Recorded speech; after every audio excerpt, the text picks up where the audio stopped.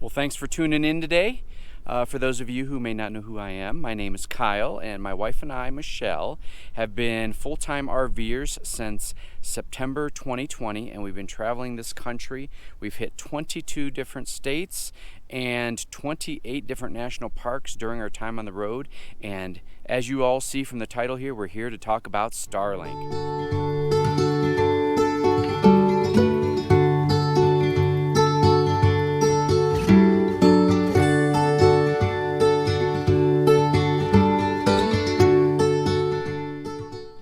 6-month update. That's what we've got for you today. So for those of you who may not have seen some of our other Starlink videos, we received our Starlink while long-term camping down in the Yuma, Arizona area back in January. And since then we've done, well, prior to this video, 4 other videos on Starlink. I'll link the playlist below. So if you want to check some of those videos out, you can. But we wanted to give you a 6-month update. Our last update was about 2 months ago. We were actually in the Grand Canyon, and we were having some issues with Starlink at that time. But things have changed drastically, both in Starlink in general, but also in our experience. So we'll get this out of the way first. It's been fantastic. So just recently, Starlink announced a huge change in their service programs and now have Starlink for RVs. So you are actually able right now to order it and have it delivered. Typically it comes within 1 week. The nice thing about the RV service is you have the ability to turn it on and off per month depending upon how you're using it. So if you are a part-time traveler, weekender, etc., and just want to grab it for that, I think that's perfect. It's still $135 a month. That includes roaming.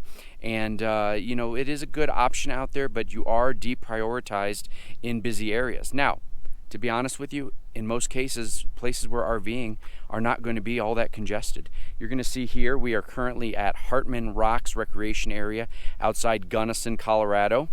And we've been here for about a week. This is Memorial Day weekend 2022. You can see us down there, probably with the red truck, with our friends Norm and Sandy from 2 Dogs and a Rig on Instagram.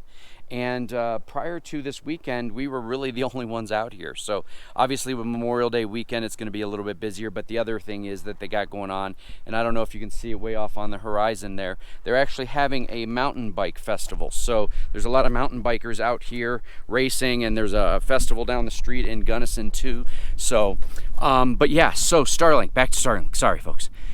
It's been working fantastic for us. So let me tell you how we use it. So we have the residential package, which allows us to move, since we don't have a permanent address anywhere and we're full-timers, we regularly move our service address to the location that we're going. Now, since our last video, about 2 months ago, we've actually been in 4 other locations. And so far, in all of those locations, because they're more remote areas, we've been able to move our service address. However, we did turn on portability, which was an extra $25 a month, just in case we didn't have the ability to move our service address. So we've been to Moab, we've been to Valley of the Gods, we've been to Durango, we've been to Montrose, we've been to Black Canyon and the Gunnison, and now Hartman Rocks Recreation Area in Gunnison.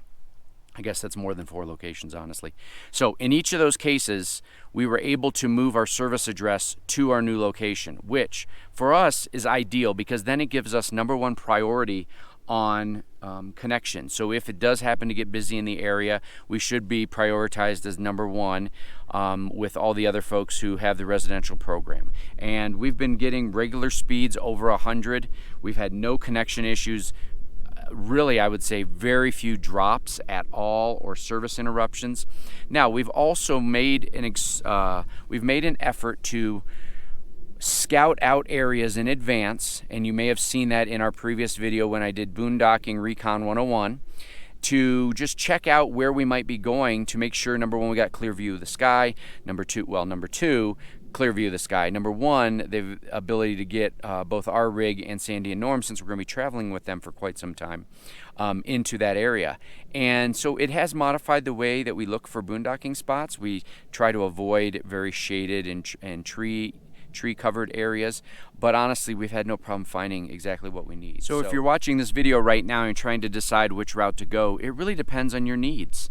If you're going to be a weekender or going on a 2-week vacation during the summer and you want to take internet with you, I definitely would probably go with the RV option, the RV service. Number one, it allows you the ability to turn it off so you're not paying $135 per month on all those months that you're not using it. But if you're a full-timer, I think going the the residential route is definitely the way to go. You get top priority if you're able to move your service address to the new location. In our case, we've been able to do that. We don't go places that are heavily populated. We don't go around major metropolitan areas. And so far, we've had a lot of luck. Now, there are times when we are not going to have so much luck, and we're going to have to use the portability/roaming function of the service. And we've done that before. When we were down in Sedona, we had to do that, and we were still having great service.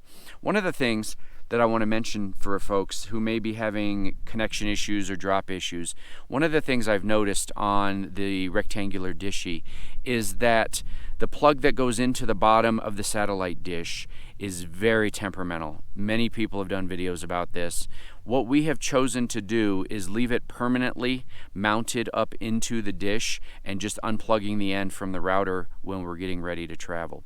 The reason we do that is I have zip tied and kind of use some silicone tape to pull the cable up this direction towards the dish to help give it some tension, because I've noticed that in some of the areas when it got real windy, over time it would rattle that cable loose, and then we have all kinds of connection issues. I really think that's what was going on with our unit when we were in Valley of the Gods, and once I realized that, we didn't have any more drops. So I'll insert a picture of what we've done. Again, it's MacGyvered.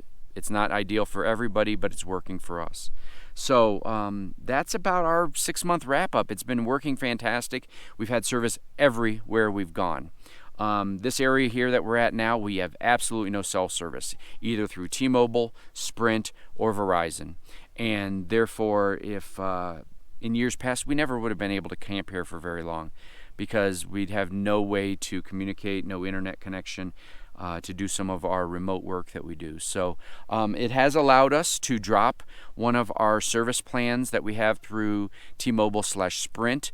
We had been getting that service plan through a hotspot from Family Motor Coach Association with the Tech Connect Plus program.